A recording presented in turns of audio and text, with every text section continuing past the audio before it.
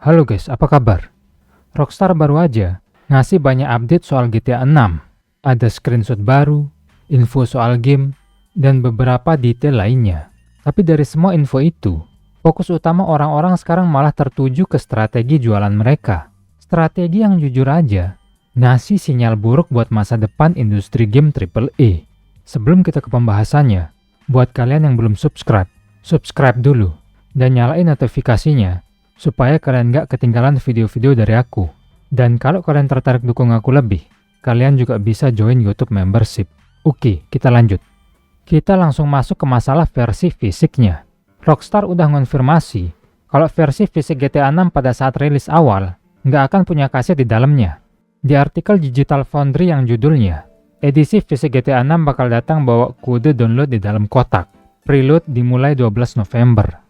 Kalian cuma bakal nerima kotak plastik kosong yang isinya kertas dengan kode download digital. Buat banyak orang, ini mungkin kelihatan kayak hal biasa karena PC gamer udah ngelakuin ini bertahun-tahun. Tapi buat pasar konsol, ini masalah gede bro.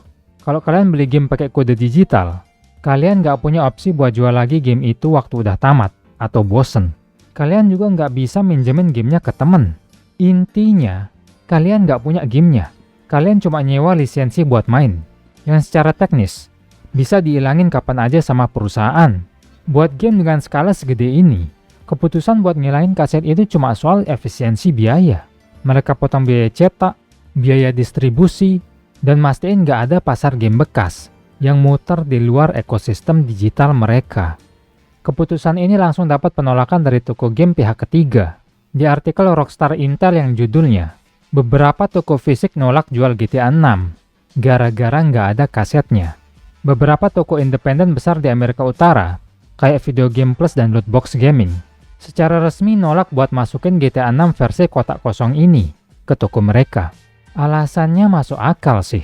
Mereka udah bertahun-tahun fokus jualan game fisik buat kolektor dan pemain yang peduli sama kepemilikan game. Jualan kotak kosong yang isinya cuma kode itu bertentangan sama prinsip bisnis mereka.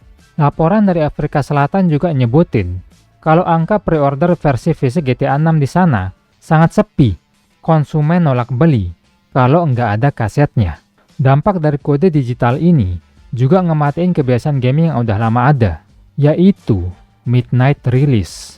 Dulu pas GTA 5 rilis, orang rela antri jam 12 malam di depan toko buat beli kaset.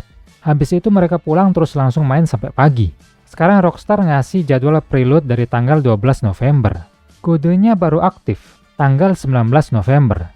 Jadi nggak ada alasan buat orang ngantri tengah malam. Cuma buat kode digital yang sebenarnya bisa dibeli dari rumah. Serunya kumpul sama komunitas pas hari rilis itu udah diilangin.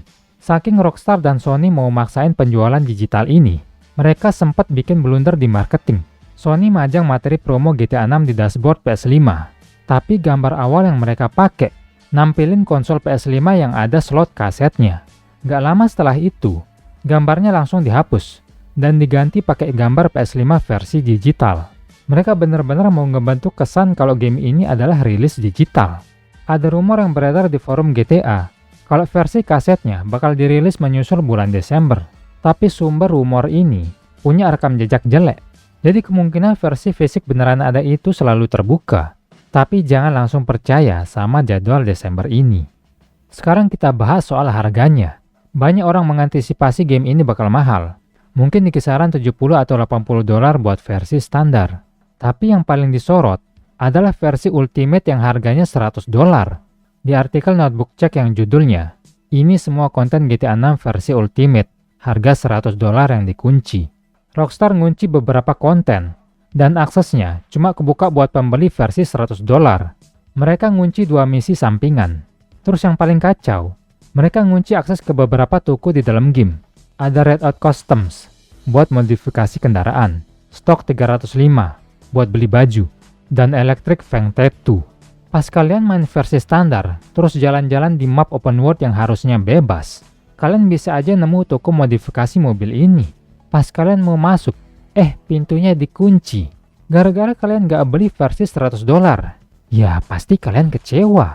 Dulu di Red Dead Redemption 2, Rockstar memang ngunci beberapa misi eksklusif di versi Ultimate. Tapi mereka nggak pernah ngunci bangunan fisik di dalam map dari pemain standar. Dari sini kita bisa lihat, ada pergeseran cara mereka monetisasi konten. Terus kalau kalian pre-order, kalian dapat gratis langganan GTA Plus selama sebulan. Tapi hati-hati, sistemnya otomatis mengaktifkan perpanjangan langganan. Kalau kalian lupa matiin auto renewal, tagihan kalian bakal terus kepotong tiap bulan. Ini trik standar perusahaan buat narik uang dari orang yang kurang teliti. Mungkin banyak yang mikir, kalau wajar Rockstar nggak ngasih kaset karena ukuran gamenya pasti terlalu gede. Alasan ini gampang banget dipatahin.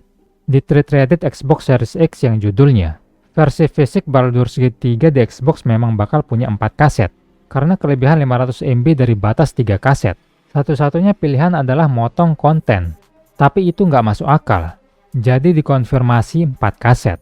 Lihat, apa yang dilakuin Larian Studios sama Baldur's Gate 3. Waktu file game mereka kelebihan kapasitas 500 MB dari batas maksimal 3 kaset di Xbox. Mereka nggak nyuruh pemain buat download sisanya. Mereka milih nambah biaya produksi buat nyetak kaset keempat. Mereka ngelakuin itu supaya pemain yang beli versi fisik dapat gamenya secara utuh. Kalau Larian Studios aja bisa dan mau keluar biaya ekstra buat nyetak 4 keping kaset, perusahaan raksasa sekelas Rockstar jelas sangat mampu melakukan hal yang sama. Mereka cuma milih untuk nggak ngelakuin itu. Di luar urusan bisnis, obrolan soal teknis gamenya sendiri juga lagi rame. Ada rumor yang bilang, biaya pembuatan game ini tembus 2 miliar dolar. Angka 2 miliar ini sebenarnya adalah perkiraan total biaya operasional seumur hidup buat ngurusin GTA 6 dan server GTA Online ke depannya. Bukan cuma biaya bikin gamenya sampai rilis. Sempat muncul kepanikan soal grafis yang katanya kena downgrade dari trailer pertama. Kalau diperhatiin lebih teliti dari klip sama screenshot yang beredar, kualitasnya malah meningkat dan detail teknisnya tetap keren banget. Ada juga konfirmasi kalau sistem chapter cerita dari Red Dead Redemption 2 bakal balik di GTA 6, lengkap dengan sistem batasan senjata yang bisa dibawa karakter. Secara kualitas game, Rockstar masih ada di standar paling atas. Tapi sayangnya, semua pencapaian teknis ini tenggelam gara-gara diskusi soal kotak kosong sama konten yang kekunci tadi. Yang bikin capek ngeliat diskusi di komunitas sekarang adalah masih banyak banget pemain yang mati-matian ngebela Rockstar. Kalian bisa lihat postingan-postingan di Twitter. Banyak yang nyerang orang-orang yang protes soal harga. Contohnya ada postingan yang nyindir orang-orang ngeluh soal harga GTA, tapi tetap beli visi di Tuki. Terus postingan lain nyebut, kocak ngeliat orang yang tiap tahun bayar $70 lebih buat Call of Duty, 2K, atau Madden. Tapi pura-pura marah pas Rockstar pasang harga $80 buat satu game yang udah dibikin hampir 10 tahun. Ada juga postingan pedas yang nyuruh nyari kerja. Kalau selisih $20 antara GTA 6 versi standar dan Ultimate aja bikin kalian marah. Bahkan ada postingan yang terang-terangan ngatain kalau orang yang ngeluhin GTA 6 harga $100 itu kiri. Dan mending mereka fokus nyari kerja aja. Ini pola pikir yang merugikan kita sendiri sebagai pemain. Membela perusahaan miliaran dolar yang pelan-pelan ngurangin hak konsumen itu nggak ada untungnya buat kita. Rockstar bikin game yang bagus. Semua orang tahu itu. Kita semua mau main GTA 6. Tapi kalau kita ngewajarin praktek jualan kotak kosong atau ngunci akses toko di map cuma gara-gara gamenya bagus, itu sama aja ngasih izin ke perusahaan lain buat ngelakuin hal yang sama. GTA itu kan game yang selalu jadiin kapitalisme sebagai bahan candaan utama mereka. Radio di gamenya, ceritanya, iklan-iklan di gamenya selalu nyindir orang-orang serakah. Tapi ironisnya, mereka malah jualan kotak kosong dengan harga full. Orang-orang juga berekspektasi Rockstar bakal rilis trailer ketiga dalam waktu dekat sebagai cara buat ngalihin perhatian publik dari sentimen negatif ini dan balikin hype-nya ke gameplay. Rockstar tahu posisi mereka. Mereka tahu kalau ini adalah game paling ditunggu sepanjang masa. Makanya mereka berani ngetes pasar sejauh ini. Jadi kesimpulannya gimana? Kalau GTA 6 sukses menerapkan standar baru ini tanpa ada protes, siap-siap aja ngelihat developer AAA lainnya nerapin model bisnis yang sama. Jualan kotak kosong bakal jadi hal yang normal. Dan ngunci bagian dari peta open world di versi termahal bakal jadi standar baru industri. Ujung-ujungnya, kita sebagai konsumen yang harus mutusin apakah standar ini yang mau kita terima atau enggak. Oke, mungkin segitu aja dari aku. Gimana menurut kalian guys?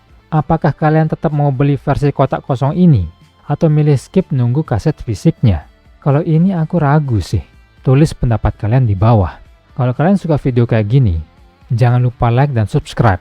Dan cek videoku yang lain. Semoga kalian menikmati videonya. And see you guys next time.